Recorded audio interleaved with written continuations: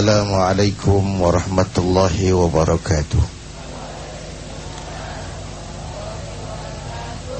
Anak-anakku para santri, hadirin hadirat dan segenap pemirsa TV One yang saya cintai. Sekarang ini banyak orang merasa pintar, tapi sedikit orang pintar merasa. Merasa pintar itu sering menimbulkan kesombongan, tapi pintar merasa itu sering menimbulkan kebijakan. Nah, tidak bisa kita mendidik orang cinta fakir miskin cuma lewat seminar, simposium, dibacakan makalah, dibicarakan penderitaan orang lapar, tapi yang pidato orang kenyang semua. Dari mana kepekaan itu mau tumbuh? Nggak bisa kita ngajar anak berenang cuma di teori, nggak pernah dibawa ke kolam. Nah, ini puasa secara direct, rasakanlah lapar dan haus, enak apa enggak? Kalau kau tahu lapar haus nggak enak, laparmu sebentar, hausmu sekejap. Jika maghrib datang, lapar hilang, haus lenyap. Non saudara-saudaramu yang terkapar di kolong-kolong jembatan, janda-janda tua yang merintih kelaparan, tiap hari merasakan seperti ini tanpa tahu kapan hidup dan nasibnya akan berubah. Dari situ timbul kepekaan, kepekaan membangun kepedulian, dan kepedulian biasanya menciptakan semangat kebersamaan. Itu yang orang tua kita istilahkan, ringan sama dijinjing, berat sama dipikul, duduk kita sama rendah, berdiri pun kita sama tegak. Nah, sebab itu dalam hadis kursi Allah Subhanahu wa taala menyebutkan ada golongan yang dicintai Allah. Salah satunya adalah uhibbu ahlas sakha. Aku cinta orang yang pemurah. Aku cinta orang yang ringan tangan. Aku cinta orang yang suka memberikan bantuan kepada orang-orang yang memerlukannya. Wa hubbi lil fakiri syakhi asyad. Tapi aku lebih cinta lagi kepada orang miskin yang pemurah. Jadi kalau orang kaya sedekah 5.000, orang miskin sedekah 5.000, ya. Sama 5.000-nya Pak David, ya. Tapi lebih besar pahala si miskin tuh. Karena buat si kaya apalah artinya uang 5.000, tapi buat si miskin dia mesti peras keringat, banting tulang, namun dia berani, seperti beraninya yang kayak tadi itu. Kira itu, ya. Bagaimana puasa membangun kepedulian dengan merasakan lapar dan haus. Ya, Pak Kiai, tapi bicara mengenai kepedulian sosial, Pak Kiai, tadi dikatakan bahwa Kiai, dengan kita berpuasa kita bisa melatih diri kita seperti anak. Kalau mau belajar berenang jangan teori saja. Dengan menahan lapar ini salah satu bagian. Tapi kenapa zaman sekarang banyak orang yang melaksanakan ibadah puasa, tetapi hatinya kok masih belum terketuk gitu, hatinya masih keras saja. Ya. Kiai, silakan Kiai. Seperti tadi subuh kita sampaikan bahwa orang terjebak kepada rutinitas ritual. Ibadah dilaksanakan hanya untuk menggugurkan kewajiban. Ya. Jadi dampaknya tidak membias pada pembentukan pribadi, ya. Sehingga sholat rajin, maksiat tekun, sedekah mau tapi nyolongnya lebih gede. Ini ibadah tidak punya dampak dalam membentuk kepribadian, ya. Dan akibatnya bukan salah ibadahnya, tapi salah di mananya Kiai? Yang bersangkutan melaksanakan ibadah hanya dengan prinsip untuk melaksanakan sebuah kewajiban. Ya. Asal gugur kewajiban, selesai. Haji jadi mode, ya. Apa namanya, umroh jadi mode. Cuma sekedar tren aja. Akad nikah di depan Masjidil Haram, 2 bulan pulang cerai. Ini buat apa sampai ke Masjidil Haram kalau memang mau cerai? Ini kan tren-tren yang sebenarnya pada akhirnya membuat image yang tidak baik terhadap nilai-nilai agama kita. Islam sendiri, iya gitu Kiai. Kiai, seperti apa sih Rasulullah SAW mencontohkan kepada kita Kiai dalam bersikap, bertingkah laku, atau mungkin para sahabatnya, mungkin pada kesempatan sore hari ini nih, khususnya buat jamaah yang saat ini mungkin lagi menunggu waktu berbuka. Dari tadi saya udah bilang Kiai, ada yang sekarang lagi ngeliatin meja makannya, ada yang bolak-balik dapur, ada juga yang ngapa-ngapain. Ada nggak cerita yang bisa menginspirasi kita Kiai? Kalau soal berbagi, ada satu riwayat. selesai sholat Rasulullah tuh langsung pulang, tidak wirid, tidak zikir.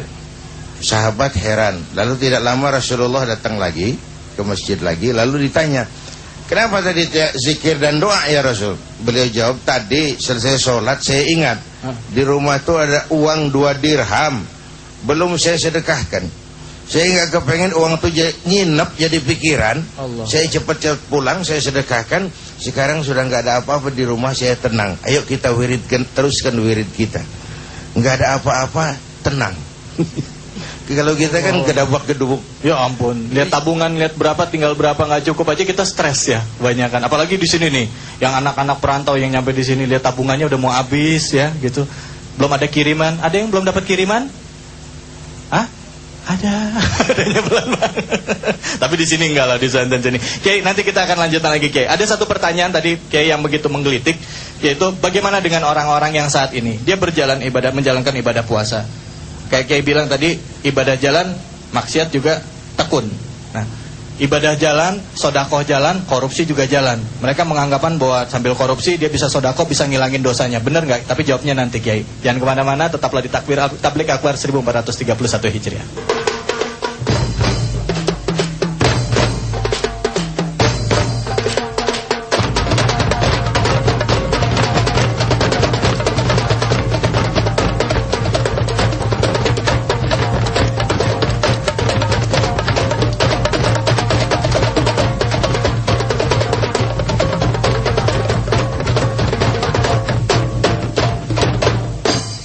Alhamdulillah kita kembali lagi di Tablik Akbar 1431 Hijriah. Tentunya persembahan dari TV One. Buat Anda yang menantikan hadiah jangan khawatir. Nanti di akhir acara atau di penghujung acara ini kami akan bagi-bagikan hadiah yang merupakan persembahan dari Top One Oil Action Matic, uang senilai 1 juta rupiah setiap hari untuk pemirsa yang ada di rumah. Ya, tapi sebelumnya saya mau tanya dulu sama santri-santri yang ada di PP Darun Najah ini nih. Gimana semuanya? Masih semangat? Coba, kok semangatnya masih? Coba, masih semangat semuanya? Alhamdulillah. Kita takbir sama-sama. Allahu Akbar. Ya Allahu Akbar, ya Allahu Akbar. Coba, semangatnya mana yang laki-laki? Allahu Akbar. Allahu Akbar. Allahu Akbar. Alhamdulillah. Baik, kita akan lanjutkan lagi untuk mendengarkan tausiah dari guru kita yang sudah hadir bersama-sama kita, Kiai Haji Zainuddin MZ. Pada Kiai kami persilakan. Fadhol Kiai. Hadirin dan pemirsa TV One, pada mulanya Islam itu membebaskan manusia dari ras diskriminasi, mengikat manusia dalam persaudaraan akidah. Apapun orang datang, apapun warna, dari suku apapun ia dilahirkan, kalau akidahnya sama, itu adalah saudara kita. Kemudian dalam menjalin semangat persaudaraan, maka diajarkan soal kepedulian, kedermawanan, keinginan untuk menolong orang yang memerlukan pertolongan. Sehingga hadis qudsi menyatakan, uhibbu ahlas sakha, aku cinta orang yang ringan tangan, enteng dalam memberikan pertolongan, enteng dalam membantu orang yang memerlukan bantuan. Malah satu riwayat menjelaskan, nanti itu di akhirat, udah ada yang pernah ke akhirat belum? Belum? Sama. Nanti itu di akhirat, di depan pintu surga itu ada yang bertengkar. Pertama, orang yang mati syahid. Yang kedua, orang yang hajinya mabrur. Yang ketiga, orang kaya yang pemurah. Dan yang keempat, orang alim. Ini masing-masing merasa berhak lebih dulu masuk ke surga. Bertengkar di depan pintu surga. Allah turun utus malaikat Jibril, coba adilin, kenapa mereka ribut di depan pintu surga? Turun malaikat Jibril, ini kenapa sih ribut di depan pintu surga sini? Anu Pak Jibril, akrab banget kayaknya pakai Pak Jibril. Masing-masing kami merasa berhak lebih dulu masuk ke surga. Oh begitu? Iya. Memangnya apa sih amalan kamu waktu di dunia? kok masing-masing merasa berhak lebih dulu masuk surga? Coba sini yang pertama, sampean Mas sini. Dari Jawa ini yang pertama dipanggil. Sini. Apa amalan kau waktu di dunia sampai merasa berhak lebih dulu masuk surga? Ya malaikat Jibril, saya waktu di dunia pergi haji. Haji saya alhamdulillah mabrur. Katanya orang yang hajinya mabrur masuk surga lebih dulu. Kata siapa? Kata Kiai. Waktu pengajian saya diajarin begitu. Kalau begitu jangan mendahului orang yang memberitahu kamu dong. Yang ngasih tahu Kiai. Iya, udah Kiainya duluan. Kamu mundur. Yang kedua, Jibril, saya itu waktu di dunia berjuang membela agama. Saya ikhlas karena Allah, saya mati syahid. Katanya orang mati syahid masuk surga lebih dulu. Kata siapa? Kata Kiai. Wah, ini sama. Mundur. Kamu yang ketiga, Jibril, saya waktu di dunia diberikan amanah berupa harta. Harta itu saya belanjakan di jalan Allah. Katanya orang kaya pemurah masuk surga lebih dulu dari yang lain. Kata siapa? Kata Kiai. Ini sumbernya jelas. Sumbernya sama semua. Kiai, silakan masuk lebih dulu. Nah, untung Kiainya Kiai tahu diri. Gak mentang-mentang disuruh lantas nyelonong aja. Kata Kiai, sebentar dulu Pak Malaikat. Ini memang semua saya yang kasih tahu itu. Yang mati syahid, yang haji mabrur, yang pemurah, saya sumbernya. Tapi saya ini kan bisa jadi kiai ini karena dulu ada orang kaya pemurah bangun pesantren, saya belajar di situ, dibeliin saya kitab, makanya saya bisa jadi kiai. Kalau masuk surga lebih dulu yang dari yang pemurah itu, rasa-rasanya nggak enak saya gara-gara dia bangun pondok tuh. Orang kaya pemurah. Jadi biar dia dulu masuk surga, saya ikut nyusul belakangan. Jadi walaupun kita bukan kiai itu ada harapan masuk surga lebih dulu dari kiai, itu maksudnya loh. Asal jadi orang yang pemurah. Ini udah jadi kiai enggak, pelitnya 17 setan. Pakai apa masuk surganya itu? Enggak ada pilihan. Enggak ada pilihan. Jadi bulan Ramadan ini kesempatan untuk berbagi, menimbulkan kepekaan. Masalah paling pokok di Indonesia kan kita masih bergelut dengan kemiskinan dan keterbelakangan. Yang padahal sebagai negara yang besar dan kaya, sudah tidak pantas Indonesia bicara soal kemiskinan. Sudah tidak pantas Indonesia bicara soal ketertinggalan. Mestinya kita nggak lagi bicara soal kemiskinan. Negara kita besar, sumber daya alam kita luar biasa, tapi masih berkutat saja di soal kemiskinan, soal keterbelakangan, dan sebagainya, dan sebagainya. Walaupun barangkali faktor salah urusnya jauh lebih besar ketimbang faktor kemiskinannya itu. Oleh karena itu dituntut kepedulian, dituntut keinginan berbagi, ada rasa bahagia membahagiakan orang lain. Sehingga pelaksanaan daripada ibadah puasa membuat bias dalam kehidupan, membangun manusia yang punya kepedulian sosial yang tinggi, punya empati. Sekali lagi, kepekaan menimbulkan kepedulian, kepedulian melahirkan semangat kebersamaan, dan kebersamaan itulah yang sangat kita perlukan sekarang ini. Sehingga berdua pasti lebih baik daripada sendiri, bertiga pasti lebih baik daripada berdua. Semakin banyak kita bergabung, semakin kuat kita untuk kemaslahatan umat di masa yang akan datang. Yang itu, Bung David. Baik, Kiai. Tadi pertanyaan saya belum terjawab, Kiai, mengenai ada orang yang beranggapan bahwa sedekah itu kan bisa menghapuskan dosa, betul ya? Jadi karena dia tahu sedekah itu bisa menghapuskan dosa, jadi maksiatnya juga jalan terus, korupsinya jalan terus, toh juga nanti dengan dia bersedekah bisa menghilangkan dosa-dosanya. Nah, apakah itu betul, Kiai? Tapi nanti jawabnya Kiai ya. Baik pemirsa, kita akan lanjutkan lagi. Nanti kami juga akan berikan kesempatan kepada Anda ya untuk mendapatkan hadiah ya, persembahan dari Top One tentunya. Dan bagi Anda yang saat ini mungkin berada di Indonesia Timur ya, entah sekarang sudah berbuka atau siap-siap untuk berbuka puasa ya. Jadi jangan lupa setelah berbuka puasa lakukan langsung sholat maghrib ya. Jangan kemana-mana, kita akan lanjutkan lagi ya. Tetaplah di Tablik Akbar Ramadan 1431 Hijriah.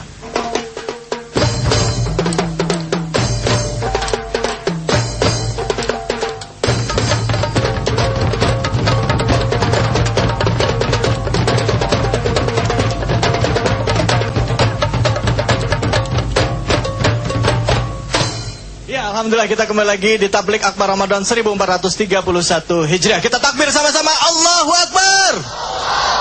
Alhamdulillah, sengaja kami bertakbir tentunya membesarkan nama Allah, sekaligus juga buat Anda yang saat ini sedang menunggu waktu berbuka, kami ingatkan buat Anda yang belum menjalankan ibadah sholat asar, yang berada di Indonesia Tengah dan juga Indonesia Barat, ayo jalankan mumpung waktunya masih ada, ya. Baik, kita akan lanjutkan lagi mendengarkan tausiah dari guru kita Kiai Haji Zainuddin M. Silakan Kiai, fadhol. Baik, hadirin dan pemirsa TV One. Tadi ada pertanyaan dari Bung David tentang orang yang sedekah lalu beralasan, orang yang korupsi lalu beralasan toh nanti kalau dia bersedekah dosa korupsinya bisa terhapus. Memang ada hadis yang mengajarkan zakku amwalakum bizzakah, bersihkan hartamu dengan zakat. Kata-kata membersihkan itu memberikan gambaran tentang sesuatu yang pada awalnya memang bersih lalu terkena kotoran. Itu yang bisa dibersihkan. Sarung saya kena kain, sarung saya kena tanah. Iya, supaya kelihatan diperhatiin, nggak gitu aja. Sarung saya kena kotoran. Nah itu sarungnya yang bisa dibersihkan. Tapi kalau kotorannya sendiri kan nggak bisa dibersihkan. Memang kotoran. Jadi sesuatu yang didapat jelas dari yang haram tidak mungkin bisa dibersihkan dengan cara-cara membayar zakat dan lain sebagainya. Memang bendanya itu yang najis, yang kotor. Bagaimana mau dicuci? Kotoran nggak bisa dicuci. Yang bisa dicuci sarung yang kena kotoran. Tapi kalau kotorannya sendiri, ya nggak bisa dicuci dong, kotoran. Jadi kalimat zaku amwalakum bizakah, kalau harta kita bercampur dengan yang haram, bercampur dengan yang syubhat, bercampur dengan yang tidak baik, itu yang kita berharap dibersihkan oleh zakat. Tapi kalau memang mutlak dari tempat yang haram, mutlak hasil korupsi, mutlak hasil mencuri, ya bagaimana kotoran mau dibersihin? Nggak bisa ngebersihin kotoran itu. Habis ya Kiai. Habis. Nah, buat saya yang penting sebenarnya adalah bagaimana puasa membangun kepedulian sosial. Karena menurut saya masalah utama dari bangsa kita kan masih berkutat di soal kemiskinan. Walaupun sebenarnya sudah tidak pantas lagi Indonesia ngomong soal kemiskinan. Sudah tidak pantas lagi. Coba bayangkan, kita ini oleh Allah dikaruniai negara yang begini besar dan kaya. Besar dan kaya. Besar karena pulaunya saja 17.000 pulau. Itu belum termasuk Pulau Gadung dan Pulau Gebang. Tambah 2 kalau itu masuk. Dan kaya. Anak-anakku santri, lihat Indonesia kita ini. Buminya subur. Di atas perut buminya segala tanaman hidup. Pernah teman saya orang Arab bilang, Indonesia guys, Indonesia hebat. Apanya mas, kata saya? Tanahnya subur, tongkat ditanam jadi pohon, namanya singkong. Tongkat ditanam jadi pohon. Kami Arab dia bilang pohon ditanam jadi tongkat. Mati itu pohon. Tanahnya subur. Di bawah perut buminya, Masya Allah, gas, minyak, batu bara, lumpur, apa lagi? Dahsyat. Lautnya kaya, hutannya kaya. Kekayaan negeri ini kan harus digunakan bagi sebesar-besar kemakmuran rakyat. Itu amanat pasal 33. Kalau disalahgunakan, pastilah ada efek lain yang menyebabkan yang nitip ini, Indonesia ini, kurang senang kepada kita. Jadi yang terjadi sebenarnya bukan kemiskinan, pemiskinan. Kemiskinan struktural, bukan kemiskinan kultural. Secara struktural, akibat sebagian kita salah urus. Hadirin yang saya hormati, pemirsa TV One yang saya cintai. Karena itu kepedulian sosial diperlukan. untuk mengikut mengatasi masalah besar yang kita hadapi sebagai bangsa. Dan kemiskinan moral jauh lebih bahaya dari kemiskinan ekonomi. Kan tidak kurang presiden kita sendiri belakangan mengajak para ulama berjihad memperbaiki akhlak bangsa. Saya jadikan catatan itu. Artinya apa? Akhlak bangsa sudah di ujung tanduk. Akhlak bangsa sudah dalam taruhan. Baik akhlak kepada Allah, akhlak kepada sesama manusia, maupun akhlak kepada lingkungan kita hidup. Akhlak itu kan akhlak kepada Allah. Bagaimana caranya? Jangan menyekutukannya dengan sesuatu, jangan menyembah kecuali hanya kepadanya. Lalu akhlak kepada sesama, membangun kerukunan antar umat seagama, kerukunan antar umat beragama, dan kerukunan antar umat beragama dengan pemerintah. Lalu yang ketiga, akhlak kepada lingkungan hidup, menerjemahkan watak rahmatan lil alamin. Kita tidak ramah kepada alam, jadi pantas kalau alam pun tidak ramah lagi dengan kita. Kita tidak mengembangkan sikap rahmatan lil alamin, jadi pantas alam pun tidak ramah lagi dengan kita.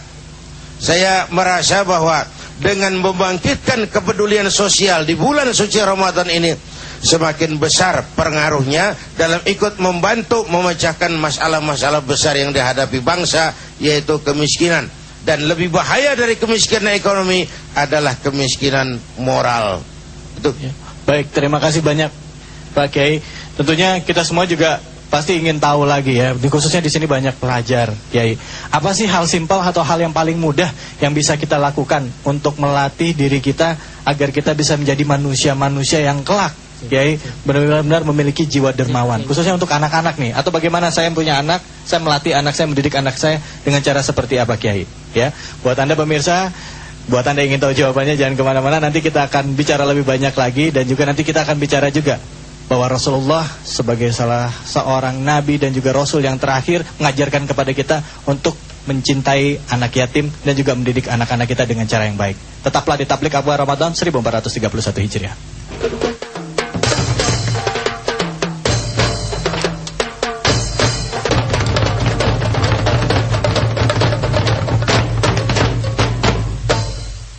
Ya, alhamdulillah rabbil alamin, kita kembali lagi di Tablik Akbar Ramadan 1431 Hijriah. Beruntunglah kita karena kita masih bisa dipertemukan dengan bulan suci Ramadan. Karena pada saat tahun lalu kita meninggal bulan suci Ramadan, tentunya kita semua berharap kita bisa dipertemukan kembali. Dan pada saat kita dipertemukan kembali, ibarat kita dipertemukan dengan kekasih hati, manfaatkanlah kesempatan dengan sebaik-baiknya dengan berbuat amalan-amalan baik dan melakukan tentunya introspeksi diri kita agar Allah senantiasa memberikan ampunan kepada kita. Ya, baik pemirsa, kali ini saya akan bicara mengenai masa pendidikan.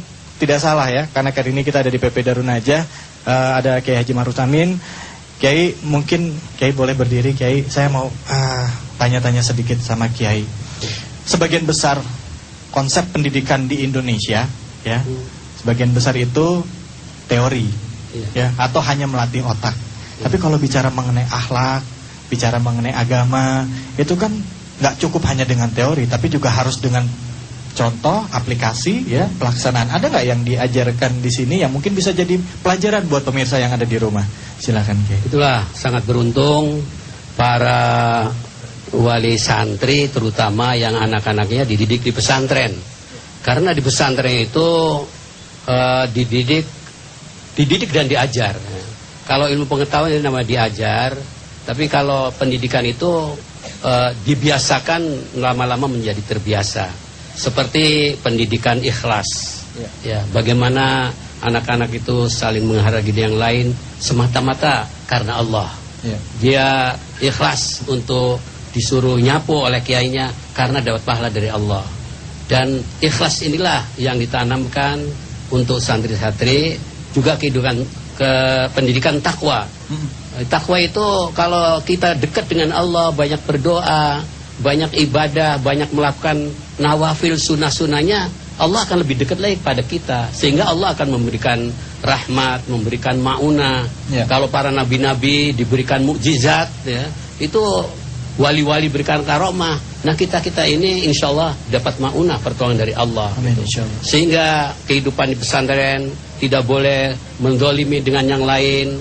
Juga guru-guru pesantren harus sederhana, kiainya juga harus sederhana, dan pola hidup pesantren ini kalau dicontoh oleh pejabat-pejabat, oleh para pemimpin-pemimpin saat sekarang ini, saya kira tidak ada orang yang dapat musibah, yang dapat kesulitan, krisis pangan, tidak ada, karena Allah akan memberikan rezeki dari langit. Allahu Akbar. Insyaallah mudah-mudahan didengar langsung nih oleh para pejabat-pejabat dan juga pemimpin yang saat ini menyaksikan TV One ya. Sederhana, amin insyaallah, kesederhanaan itu. Termasuk juga para santri ditanamkan jud. Ini pada bulan puasa itu untuk, maksudnya jud itu apa tuh? Jud itu untuk dermawan. Wa mimma razaqnahum yunfiqun, sebagian rezeki yang didapat dari santri, padahal santri rezekinya nggak banyak, diinfakkan. Subhanallah. Untuk Allah gitu. Rezeki yang diterima santri diinfakkan. Ini kan mereka belum bekerja, Kiai. Mereka tapi sedikit. Yakin bahwa itu akan dapat berkah, orang tuanya nanti akan dapat berkah dari Allah, rezekinya nanti akan bertambah. Amin ya Allah, amin. Maka dengan rela karena keikhlasan dengan pendidikan ini, dan di pendidikan pesantren kita harus bersyukur orang tua yang pesantren, karena tidak ada tawuran. Meskipun anak ini dari berbagai daerah, satu kamar dicampur, tanamkan tidak boleh mendolimi, harus kasih sayang dengan yang lain. Yang senior sama yang junior, kakak dengan yang adik. Saling membantu, saling menolong. Kalau sakit bukan orang tuanya yang menolong, terlebih dahulu teman-temannya. Jadi sehidup seperjuangan. Itulah maka para alumni pesantren itu kalau keluar di masyarakat sangat rindu dan saling menolong di tengah masyarakat. Inilah pendidikan pesantren. Mudah-mudahan pola pendidikan di Indonesia ini, kalau Indonesia makmur, subur, aman, itu harus diperbanyak sistem pendidikan pesantren di mana-mana. Subhanallah. Paling tidak sistem pendidikan pesantren itu seperti pendidikan umum juga bisa mengikuti sistem pendidikan di pesantren. Terima kasih banyak, Kiai. Ini orang banyak yang takut masukin anaknya ke pesantren di kota-kota besar karena isunya nanti jadi teroris, Kiai. Nah itu gimana, Kiai? Kita sebagai pembina pesantren hakul yakin bahwa itu semuanya isu-isu, hanya fitnah. Dan fitnah itu tujuannya untuk melemahkan kader-kader bangsa yang belajar di pesantren, supaya bangsa Indonesia masa akan datang nggak usah belajar di pesantren, sehingga Indonesia mudah dijajah oleh orang asing. Allah. Jadi kita jangan takut untuk belajar di pesantren. Setuju semuanya? Iya. Baik, Allahu Akbar. Allahu Akbar. Baik, untuk kemajuan umat Islam dan juga kemajuan bangsa kita. Terima kasih banyak Kiai Haji Ma'ruf Amin. Ya, baik, kita akan memberikan kesempatan nih buat jamaah atau para santri yang ada di sini untuk bisa bertanya langsung entah kepada Kiai Haji Ma'ruf Amin atau kepada Kiai Haji Zaiduddin MZ. Tuh, silakan siapa yang mau bertanya? Siapa? Oh, Adik, silakan. Namanya siapa? Langsung pertanyaannya, Dek. Bismillahirrahmanirrahim. Assalamualaikum warahmatullahi wabarakatuh, Ustaz. Waalaikumsalam warahmatullahi wabarakatuh. Duh, jadi malu nih masuk TV.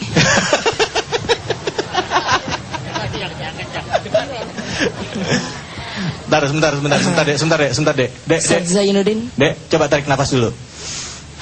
Ya, silakan pertanyaannya. Ustaz Zainuddin. Iya. Ustaz, jadi gini Ustaz, ada orang kaya, dia ini mau sedekah Ustaz.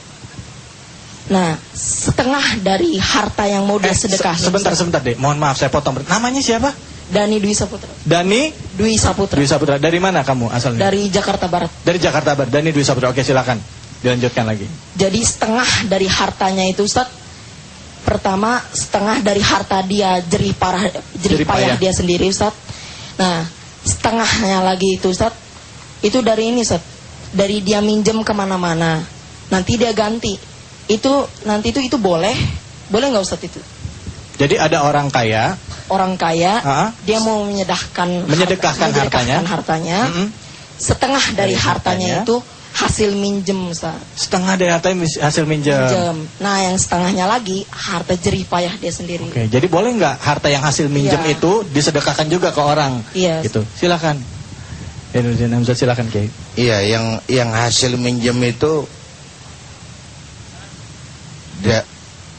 yang boleh disedekahkan adalah yang hasil jerih payahnya saja. Yang hasil dia minjem karena masih bersangkutan dengan hak orang lain, sebaiknya dia utamakan juga hak orang lain. Gitu ya. Jadi ini dia harus lebih utamakan hak orang. Jadi minjemnya ini gimana? Dibayar dulu apa gimana? Iya, itu kan hakul adami, hak kemanusiaan yang harus diselesaikan. Oke. Nah kalau ada yang beranggapan gini Kiai, katanya kalau kita masih punya utang nih, maaf ya, saya pernah dengar kalau kita masih punya utang, bayar zakatnya belakangan, bayar utangnya dulu. Nah itu gimana Kiai kalau yang kayak gitu? Sama-sama kewajiban. Jadi mana yang lebih dulu Kiai? Lebih dulu bayar utang. Lebih dulu bayar utang. Wah kalau gitu saya bayar utang dulu deh Kiai sama Kiai.